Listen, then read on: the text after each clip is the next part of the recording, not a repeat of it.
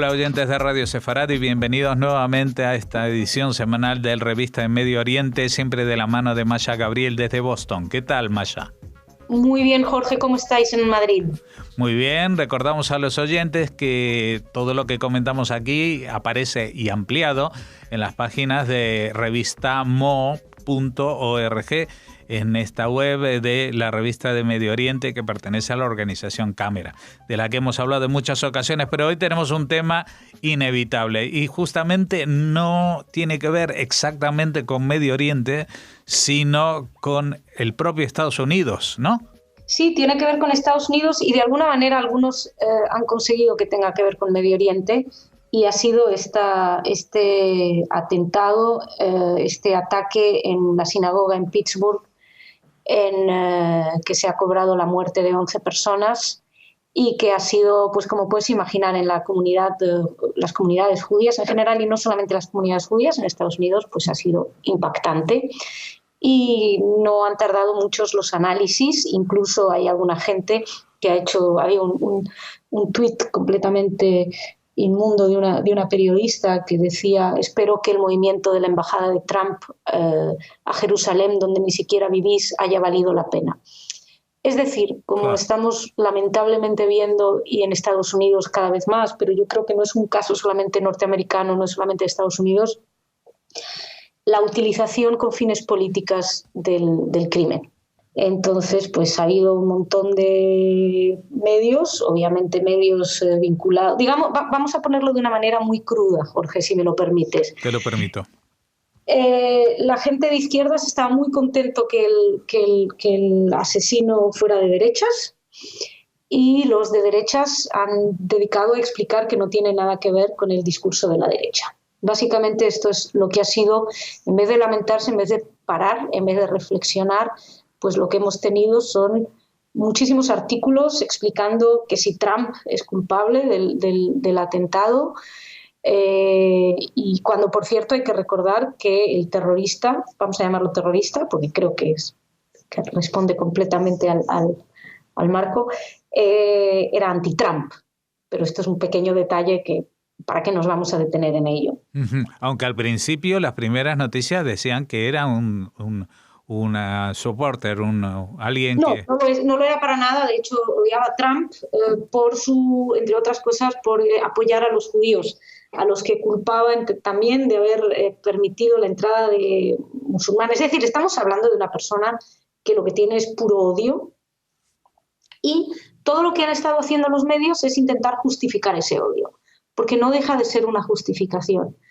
Recuerdo hablando con Claude Lanzmann, cuando una vez, en una entrevista que dio, y una cosa que me chocó muchísimo fue una declaración que dijo: intentar explicar el porqué de la Shoah es justificarlo, en el sentido que es darle una razón. El antisemitismo no tiene razones y tenemos que empezar por ese lado. De hecho, ha habido varios interesantes artículos. Hay un artículo del Jewish News Syndicate, del JNS, que publicaba, que dice: la fútil búsqueda de sentido en los crímenes antisemitas, de Jonathan Tobin.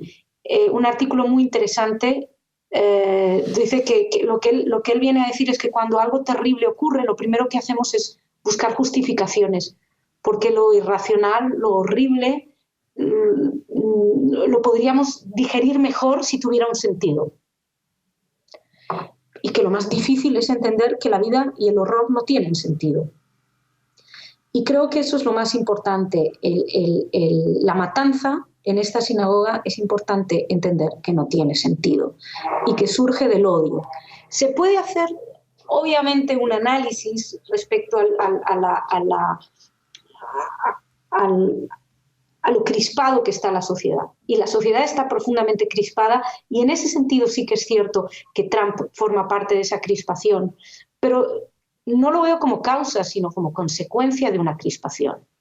Es decir, pero bueno, esto ya es una opinión muy personal. Lo que pasa es que si vamos a hablar de crímenes antisemitas, habría que recordar en Estados Unidos, en el 2014, en Overland Park, en el 2011, en la sinagoga en Nueva York, un intento de ataque, pero al final se frustró, en el Museo del Holocausto en el 2009, también en el 2009 en las sinagogas en el Bronx. Es decir, esto no es nuevo. Ni esto es nuevo, ni las matanzas son nuevas en Estados Unidos, y esto lo sabemos todos. Entonces, también podemos hablar de los ataques que se están viendo en las calles contra judíos, se han visto mucho en Nueva York, y no estamos hablando necesariamente de gente de derechas.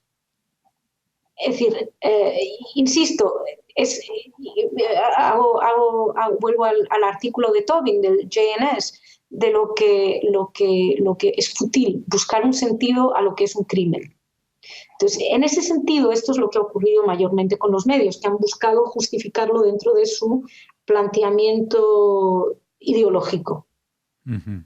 ¿Tú has notado algún matiz o justamente debido a esta crispación hay un abismo cada vez mayor, una separación, ¿no? En un cisma en la sociedad? Yo creo que hay un gran abismo. Yo creo que hay un gran abismo hasta el punto de que, por ejemplo, el gran debate también es si Israel tiene que aceptar las conversiones de los conservadoras o solamente las ortodoxas. Es decir, de repente ha habido un crimen y en vez de pensar en el crimen, todo el mundo está pensando qué partido político puedo sacar de este, qué renta política podemos sacar de esto. Uh-huh. Incluso, no sé si te ha llegado, pero aquí yo he oído de un supuesto discurso del rabino Lau, un rabino importante de Israel, que decía que bueno, que lo lamentaba, pero que esto no era una sinagoga porque no era ortodoxa. Y luego alguien llegó a las declaraciones originales y después de que esto ya se había comentado en todas partes, resulta que no había dicho eso. No, por supuesto que no había dicho esto, pero es que, insisto, cualquier rédito político que se pueda sacar a esto se abalanza.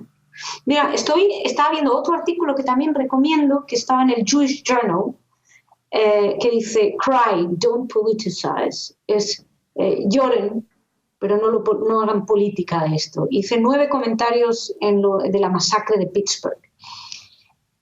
Y el primer punto dice, it's heartbreaking, como es rompe el corazón, sí. Exacto, te destroza. Dice, punto. Enciendan, iluminen, prendan una vela, guarden un momento de silencio, recuerden que cuando los judíos son asesinados por ser judíos, usted sangra, todos los judíos sangran. Hágalo personal, hágalo sobre el amor y haga su duelo. Pero, y es interesante, el segundo punto dice, sí, es la peor masacre de judíos en América, pero no haga una interpretación exagerada de esto.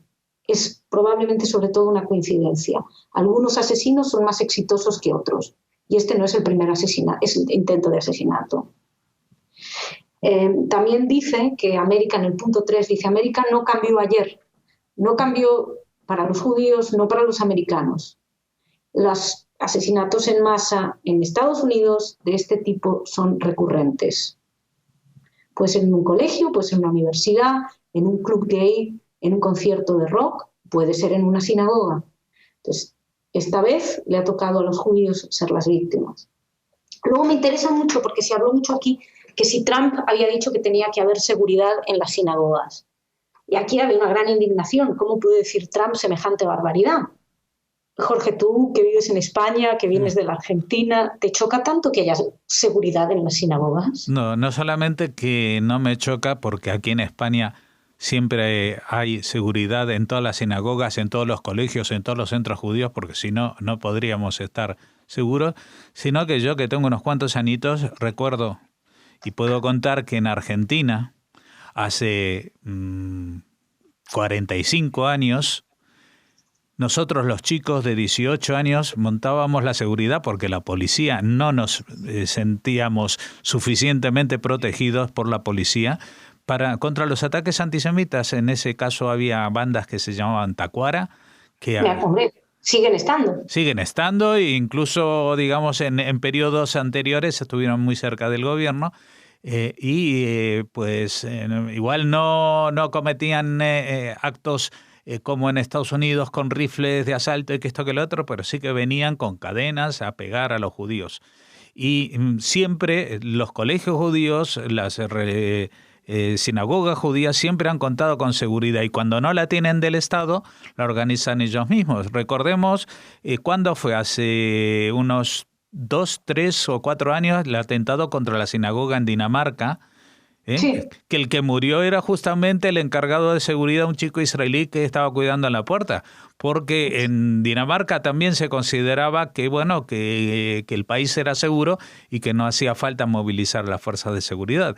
Ahora, sí, me imagino que a partir de ese incidente en Dinamarca sí han puesto seguridad de policías en las congregaciones, con lo cual, si en Estados Unidos han estado acostumbrados que durante 100 años no lo han necesitado, pero estamos viviendo unos tiempos en los que es lógico que la gente lo reclame, ¿no? Digo yo. Sí, pues esto ha sido una de las grandes cosas que le reprocharon también a Trump, que esta fue su reacción. Independientemente, insisto, no es una cuestión de Trump o no Trump. En este mismo artículo, en el punto 4, dicen que la cuestión de la seguridad es una cuestión técnica, que hay que ver qué es mejor para mantener la seguridad y para estar bien, pero que no es la clave del asunto. Pero es cierto lo que dices. A mí me daban ganas de decir bienvenidos a Europa, bienvenidos al mundo. Perdón, en Israel hubo una masacre en una sinagoga. Sí, ayer recordaba, porque entre las condenas... Sí, porque Hamás ahora dio las condolencias. Claro, Hamás da las condolencias cuando ellos mismos organizaron masacres en sinagogas. Es que el cinismo, pero el cinismo ya no es el del grupo Hamás, sino el cinismo de los periodistas, que saben, porque tienen la misma memoria que tengo yo, de que eso... los que lo están diciendo pues son los que perpetraron ataques y tendrían un poquito más de decencia si lo recordaran en los artículos donde dicen los de Hamás presentaron sus condolencias. Sí, pero nadie va a poner el contexto de una cosa por el estilo, porque entonces sería abrir un poquito el dogma del pensamiento no único. Sí, ¿no? Y entonces además estaríamos hablando del cinismo en las muestras de empatía y de solidaridad. Aquí está Linda Sarsour, que es toda una figura importantísima, sí, anunciando y sintiendo, cuando es amiga de un tipo como Farrakhan, que unos días antes llamaba a los judíos termitas, y que es gran amigo, por cierto, de la parte progresista, y ahí nadie lo acusa. Sus discursos están en cualquier sitio y se pueden escuchar. Antisemitismo virulento. Bueno, pues la gran amiga de este señor siente gran lástima por esos judíos. Es decir, hay un discurso, y esto es donde yo creo que hay que detenerse. Hay un discurso, y lamento volver al tema de los medios. Los medios han estado minimizando el antisemitismo y se dedican a hacerlo desde hace mucho tiempo. Cuando ocurre algo por el estilo, enseguida salen cosas que si es Trump, que si mover la embajada, que si los republicanos, o del otro lado, ¿no? Bueno, si hubiera sido de la izquierda estaríamos escuchando lo contrario. Lo cierto es que el antisemitismo es histórico. Existe antes de que Trump hubiera nacido, incluso existe antes de la independencia del Estado de Israel. Es un discurso de odio que está anclado y que, como bien sabemos, evoluciona y va cambiando en función de las épocas. Toca a veces a Israel. Los medios no se dan cuenta de que muchas veces con esa obsesión anti-israelí, con esa obsesión en su manera de mostrar todo con tanta radicalización de blancos y negros, todo eso fomenta esa crispación. Que Trump también es... Una época de Trump tiene que ver, hay mucha crispación, es cierto, pero acusarlo a él a mí me parece francamente de un simplismo y de un ¿cómo es? Ventajita, ¿cómo se llama? De querer sacar una ventaja. Sí. Que me parece que me causa también una gran indignación. Y te digo, hablando aquí con gente que no son precisamente pro-Trump, también muy indignados. Lo que se han hecho aquí han sido todas las sinagogas están invitando a ir en el próximo Shabbat para demostrar que no hay miedo. Ha habido varios encuentros, conmemoraciones, y eso es lo que yo creo que en lo que deberíamos estar moviéndonos y estar juntos en esto. Y es como cada vez que hay una masacre en una escuela, o sea, parece como que es algo del momento. Y el contexto es mucho más amplio. Yo creo que el análisis debe ser mucho más profundo y sobre todo un poquito menos ventajita. Por eso recomiendo estos dos artículos que te he mencionado. Pues nada, con estas reflexiones van a ser las que en esta semana van a ilustrar tu crónica en la revista Medio Oriente. Como ves, a veces no te metes con un medio impreso en particular, sino incluso en este caso estás hablando de los medios en Estados Unidos. Estamos hablando Sí, no, yo creo, no, pero en Estados Unidos y en España, porque luego lees lo que se ha escrito en España y no hacen más que los coros de lo que se dice aquí. Exacto.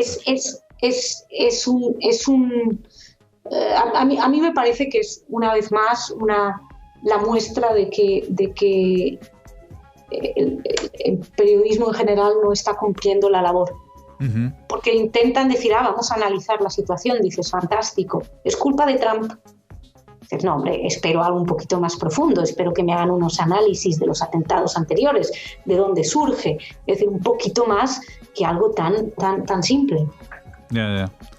Pero se ve que la libertad de expresión no es tan libre como se proclama y que responde a una militancia ideológica de uno u otro signo en la mayoría de los casos.